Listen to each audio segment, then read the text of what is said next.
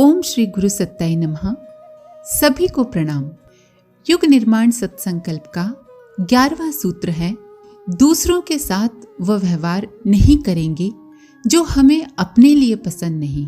परम पूज्य गुरुदेव लिखते हैं, हम सभी चाहते हैं कि दूसरे लोग हमारे साथ सज्जनता का उदार और मधुर व्यवहार करें। दूसरे लोग हमारी प्रगति में सहायक हों और ऐसा कार्य न करें जिससे हमारी प्रसन्नता और सुविधा में किसी प्रकार का विघ्न उत्पन्न हो। ठीक ऐसी ही आशा दूसरे लोग भी हमसे करते हैं। जब हम ऐसा सोचते हैं कि अपने स्वार्थ की पूर्ति में कोई आंच न आने दी जाए और दूसरों से अनुचित लाभ उठा लें, तो वैसी ही आकांक्षा दूसरे भी हमसे भला क्यों नहीं करेंगे। सोचने की बात है। लेने और देने के दो बाट रखने में ही सारी गड़बड़ी पैदा होती है। यदि यही ठीक है कि हम किसी के सहायक ना बने, किसी के काम ना आए, किसी से उदारता, नम्रता और क्षमा की रीति नीति न बरतें, तो हमें भी इसके लिए तैयार रहना चाहिए कि दूसरे भी हमारे साथ वैसी ही धृष्टता बरत सकते हैं और हमें बिल्कुल भी बुरा नहीं मानना चाहिए, क्योंकि हम खुद भी उनके साथ वैसा ही व्यवहार कर रहे हैं। जब हम रेल में चढ़ते हैं और दूसरे लोग पैर फैलाए बिस्तर जमाए बैठे होते हैं तो हमें खड़े रहना पड़ता है।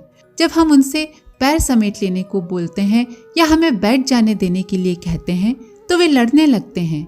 झंझट से बचने के लिए हम खड़े खड़े अपनी यात्रा पूरी कर लेते हैं, पर मन ही मन उन लोगों की स्वार्थपरता और अनुदारता को कोसते भी रहते हैं। पर जब हमें जगह मिल जाती है तो हम भी नए यात्रियों के प्रति वैसा ही व्यवहार करते हैं। हम भी अपने पैर फैला लेते हैं और वैसे ही निष्ठुर बन जाते हैं। क्या ये दोहरा दृष्टिकोण उचित है? जब हमारी कन्या विवाह योग्य हो जाती है तो हम चाहते हैं कि लड़के वाले बिना दहेज के सज्जनोचित व्यवहार करते हुए विवाह संबंध स्वीकार करें। दहेज मांगने वालों को बहुत कोसते हैं, पर जब अपना लड़का विवाह योग्य हो जाता है तो हम भी ठीक वैसी ही अनुदारता दिखाते हैं जैसी अपनी लड़की के विवाह अवसर पर दूसरों ने दिखाई थी। कई लोग तो ये तक कहते पाए गए हैं कि बेटे की शादी में दहेज नहीं लेंगे तो बेटी की शादी का कैसे इंतजाम करेंगे। कितनी शर्म की बात है, कितनी घटिया सोच है। कोई हमारी चोरी बेईमानी कर लेता है, ठग लेता है तो हमें बड़ा बुरा लगता है, पर हम वैसी ही नीति अपने कारोबार में जब बरतते हैं, लोगों को ठगते हैं, ज्यादा पैसा लेते हैं तो हम बड़े प्रसन्न होते हैं। हमें लगता है कि हम बहुत चतुर हैं। अगर ये दुमुही नीति बढ़ती जाती रही तो मानव समाज में सुख शांति कैसे कायम रह सकेगी।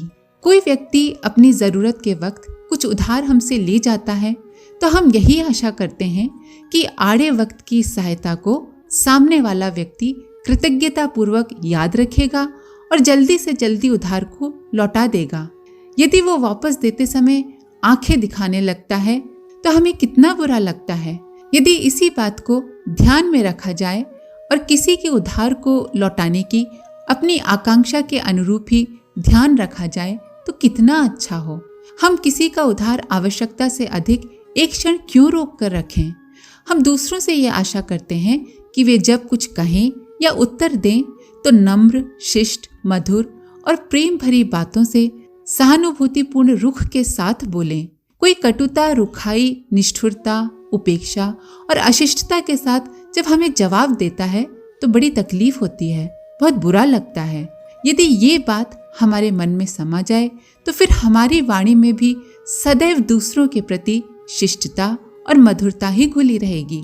अपने कष्ट के समय हमें दूसरों की सहायता विशेष रूप से अपेक्षित होती है। इस बात को ध्यान में रखा जाए तो जब दूसरे लोग कष्ट में पड़े हों, उन्हें हमारी सहायता की अपेक्षा हो, तब क्या यही उचित है कि हम निष्ठुरता धारण कर लें, उनकी सहायता न करें।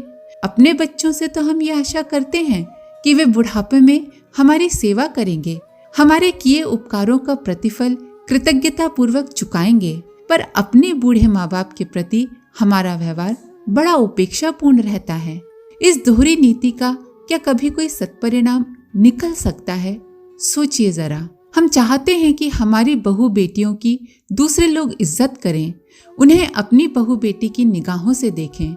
फिर ये क्या उचित होता है कि हम दूसरों की बहन बेटियों को दुष्टता भरी दृष्टि से देखें?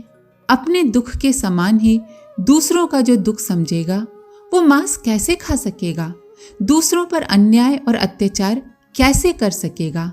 जब हमें पीड़ा होती है, दर्द होता है, तो पशु पक्षियों को भी तो तकलीफ होती है ना। किसी की बेईमानी करने, किसी को तिरस्कृत, लांछित और जलील करने की बात कैसे सोचेंगे लोग, जब उन्हें ये याद रहेगा कि जब इस तरह का व्यवहार उनके साथ होता है तो उन्हें कितनी तकलीफ होती है। अपनी छोटी मोटी भूलों के बारे में हम यही आशा करते हैं कि लोग उन पर ज्यादा ध्यान नहीं देंगे और क्षमा करो और भूल जाओ की नीति अपनाएंगे हमारे प्रति। तो फिर हमें भी उतनी ही उदारता दूसरों के लिए मन में रखना चाहिए, और कभी किसी से हमारे प्रति कोई दुर्व्यवहार बन पड़ा हो तो उसे भुला देना चाहिए। अपने साथ हम दूसरों से जिस सज्जनतापूर्ण व्यवहार की आशा करते हैं, उसी प्रकार की नीति हमें दूसरों के साथ भी अपनानी चाहिए। हो सकता है कि कुछ दुष्ट लोग हमारी सज्जनता के बदले में उसके अनुसार व्यवहार न करें। उदारता का लाभ उठाने वाले और स्वयं निष्ठुरता धारण किए रहने वाले नर पशुओं की इस दुनिया में कमी नहीं है। उदार और उपकारी पर ही घात चलाने वाले हर जगह भरे पड़े हैं। उनकी दुर्गति का अपने को शिकार न बनना पड़े, इसकी सावधानी तो रखनी चाहिए, पर अपने कर्तव्य और सौजन्य को इसलिए नहीं छोड़ देना चाहिए कि दूसरे लोग भी ऐसा करते हैं। बादल हर जगह वर्षा करते हैं, सूर्य और चंद्रमा हर जगह अपना प्रकाश फैलाते हैं, पृथ्वी हर किसी का भार और मलमूत्र उठाती है। फिर हमें भी वैसी ही महानता और उदारता का परिचय क्यों नहीं देना चाहिए? उदार प्रकृति के लोग कई बार चालाक लोगों द्वारा ठगे जाते हैं और उससे उन्हें घाटा ही रहता है, पर उनकी सज्जनता से प्रभावित होकर उन्हें बहुत सहायता भी मिल जाती है। दूसरे लोग जितनी उनकी सहायता करते हैं, उस लाभ के बदले में ठगे जाने का घाटा कम ही रहता है। सब मिलाकर वे लाभ में ही रहते हैं। इसी प्रकार स्वार्थी लोग किसी के काम नहीं आने से अपना कुछ हर्ज या हानि होने का अवसर नहीं आने देते, पर उनकी कोई सहायता नहीं करता तो वे उस लाभ से वंचित भी रहते हैं।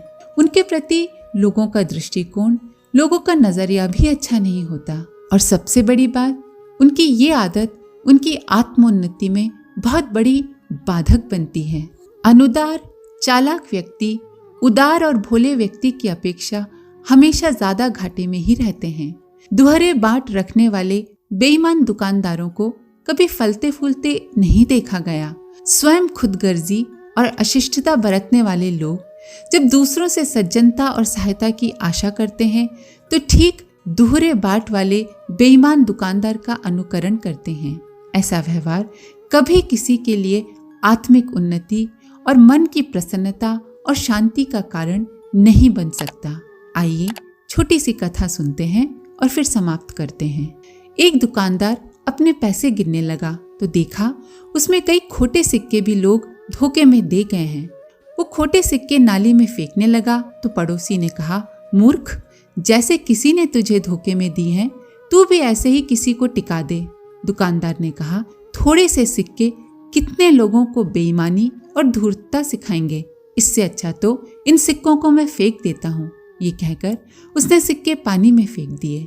आज के लिए इतना ही। आप सभी का धन्यवाद। ओम शांति।